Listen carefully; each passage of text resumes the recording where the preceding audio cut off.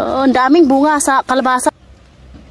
Hi guys! Ganito na kalaki yung ating grapes sa harap ng bahay guys. Oh. Ganito na kalaki yung aking sitaw. Diba ang daming bunga guys? Tingnan nyo naman yan. Makakain na ulit tayo ng sitaw.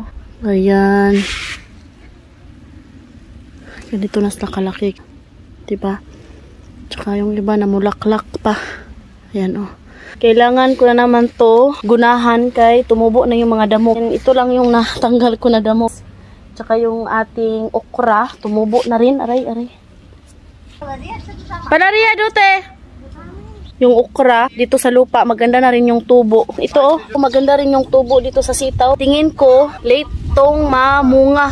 Kasi tingnan nyo, ganito pa lang siya kalaki. Baka maabutan niya ng taglamig. Kumapang na yung ating sigarilyas. At saka yung aking watermelon na tinanim ko guys. Tingnan nyo yan, may bulaklak na. Ay, may bunga na. Thanks God. Trinay ko lang naman yan na itanim. Sabi ni bibinan ko guys, hindi daw yan tutubo. Pero syempre, gusto ko pa rin na matry. So kaya trinay ko guys.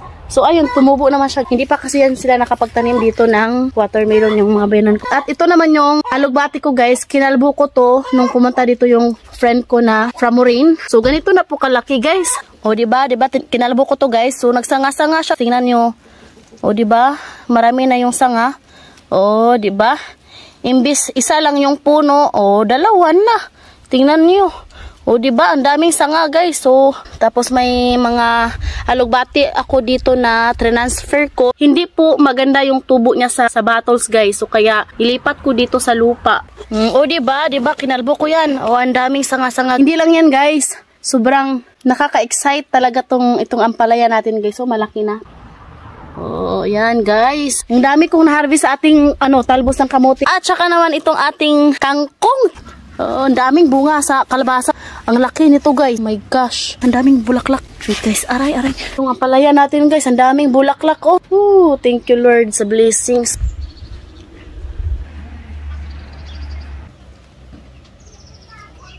Yung sayote natin guys, hindi pa rin tayo binigyan ng bulaklak, bunga. Pero okay lang yan kasi nga yung talbos niya sobrang sarap naman. So, kung hindi to mamumunga, okay lang din. Pasalamat pa rin tayo guys. May bunga o wala, palagi tayo magpasalamat. Itong ating okra guys, oh, malaki na yung bunga.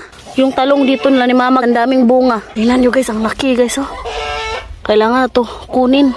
Ito lang naman yung update sa ating mga gulay dito sa garden guys. Unti-unti na natin makikita yung mga tinatanim natin dito sa garden. Thank you for watching. Hope you enjoyed. Don't forget to like and subscribe our YouTube channel and Facebook page, The Petri Family. Bye!